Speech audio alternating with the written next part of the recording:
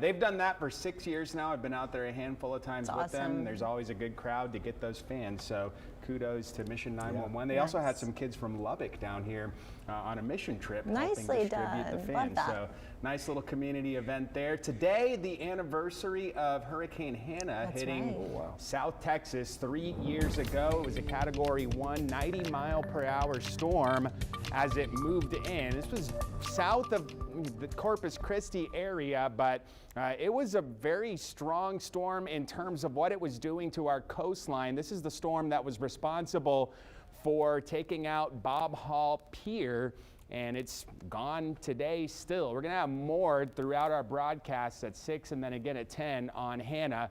But the tropics right now, fairly quiet. We've got 3 areas of interest. None of them have a high probability to develop, and none of them are of concern for interests in Texas moving forward.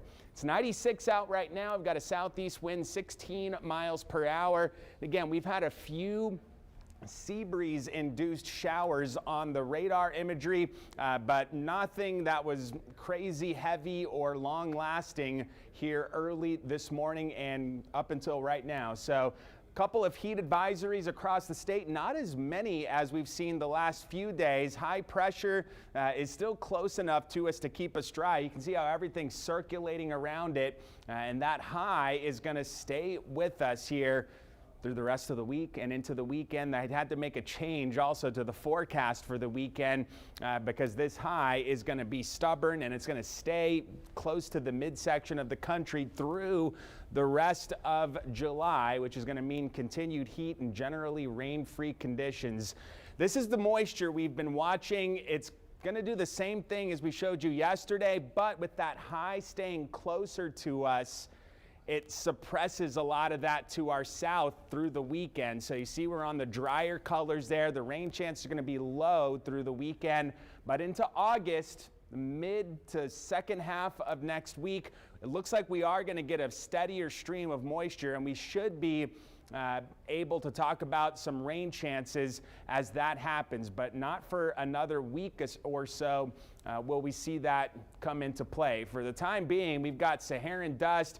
You see this tongue of it moving into South Texas. That's going to keep coming through the remainder of the work week through Friday. So allergy-like symptoms for some of you, hazier skies, more vibrant sunsets and sunrises, and this also suppresses tropical activity. We should see a little break into the weekend. I think that the haziness and the dust content of the atmosphere will trend down on Saturday, Sunday, but not until then will that happen. Tonight, 78, a few clouds, a light southeast wind under 10 miles per hour overnight. Tomorrow, upper 90s. We'll have that Saharan dust with us. Heat index close to 115. A rogue sea breeze shower possible, but not very likely. Most locations don't see anything at all. Some chop on the waters. 88 on the sea surface temperatures, and upper 90s, not record warmth, but above average warmth by a degree or two over the next 7 days. Saharan dust through Friday. And again, I did drop off those rain chances into the weekend. I just don't think we're going to have enough moisture to see anything meaningful, but maybe into mid to late next week we'll see a little bit of a better chance. All right, Alan, thank you so much. Still to come on